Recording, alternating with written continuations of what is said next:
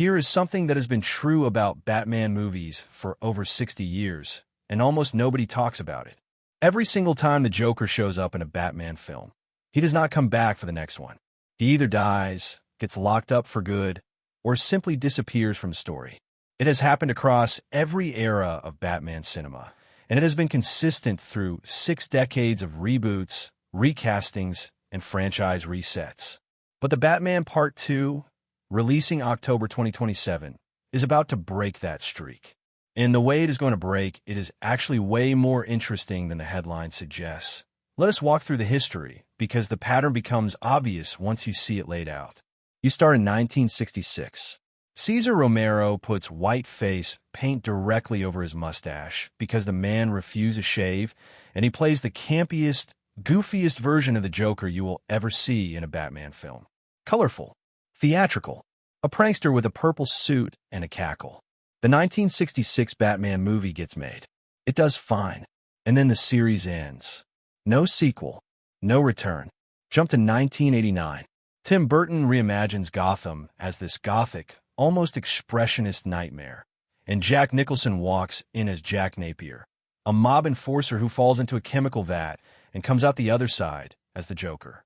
Nicholson owns every frame he is in. He is unpredictable and theatrical and genuinely unsettling. And then, at the end of the film, he falls off a cathedral and dies. Batman Returns comes out in 1992, and there is no Joker. The story moves on. Then you get to Christopher Nolan. Heath Ledger's Joker in The Dark Knight is, by almost every measure, the most celebrated version of the character that has ever been put on screen. 2 Academy Awards have been given to actors playing the Joker. Ledger was the first.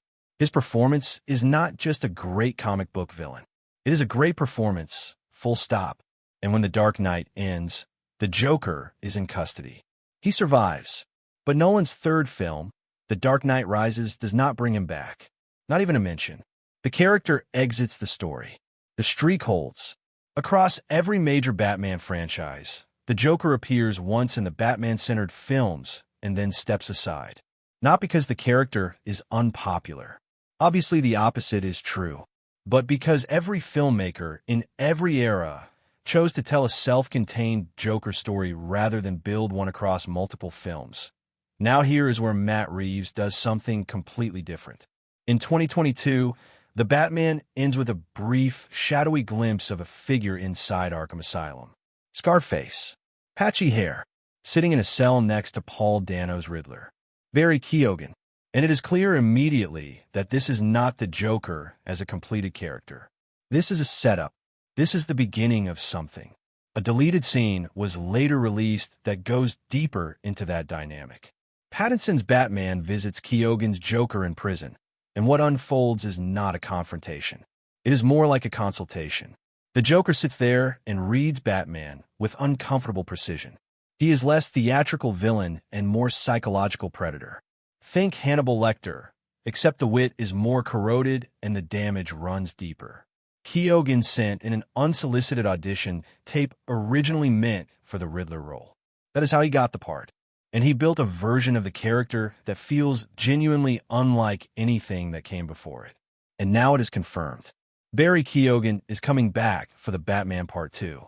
The streak that ran from 1966 to 2022 is officially over. For the first time in the history of Batman cinema, the same Joker will appear in back-to-back live-action Batman films. That is a bigger deal than it sounds. Think about what continuity actually does for a character like the Joker.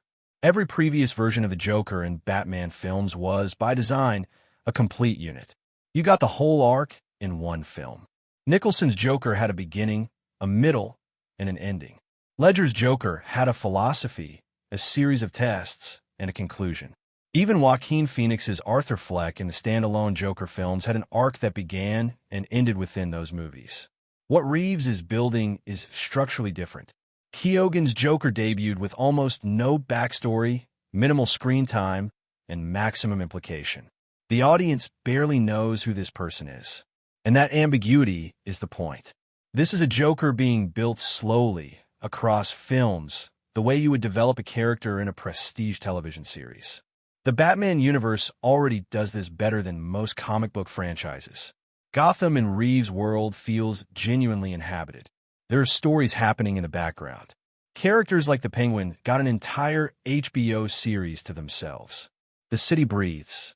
And having the Joker persist across films, even in a supporting or recurring capacity, adds a layer of texture to that world that a one-and-done appearance could never achieve. It also creates something no Batman film has ever had. History between Batman and the Joker that the audience actually witnesses building in real time, rather than having it explained to them through exposition. Here is the part that gets interesting from a franchise strategy perspective.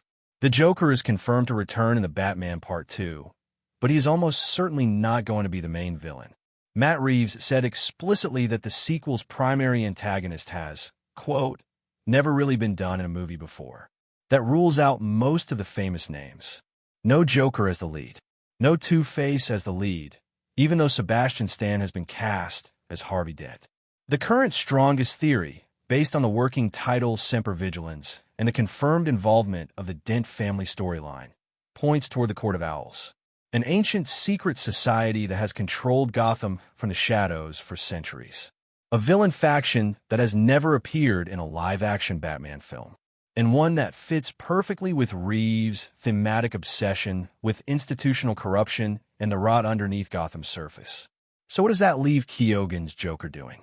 Likely exactly what Arkham Asylum was always meant to do in this franchise. It is a pressure cooker. The Riddler is in there. The Joker is in there.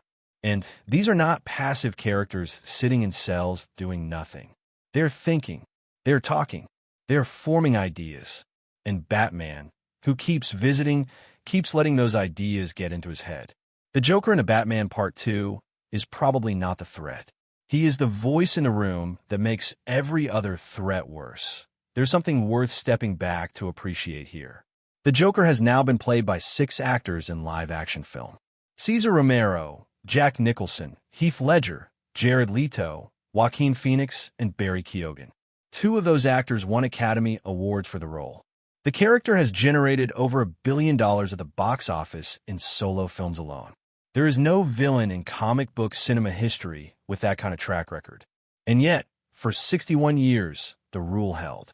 No Batman film carried the same Joker into a sequel. Every new iteration started fresh. Every filmmaker treated the character as a contained story. Matt Reeves is the first to say, no, we're going to let this one grow. We're going to let this Joker exist in the background of this world for multiple films and develop into something the audience does not fully understand yet. And that patience, if executed correctly, could produce the most psychologically complex version of this character that has ever been put on screen. The question is not whether Barry Keoghan's Joker will be in the Batman Part 2. That is confirmed.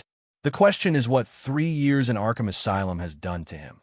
The Batman Part 2 hits theaters October 1st, 2027. Production started May 2026 under the working title Semper Vigilans. And for the first time in the 61-year history of Batman cinema, the Joker gets to stick around for what comes next.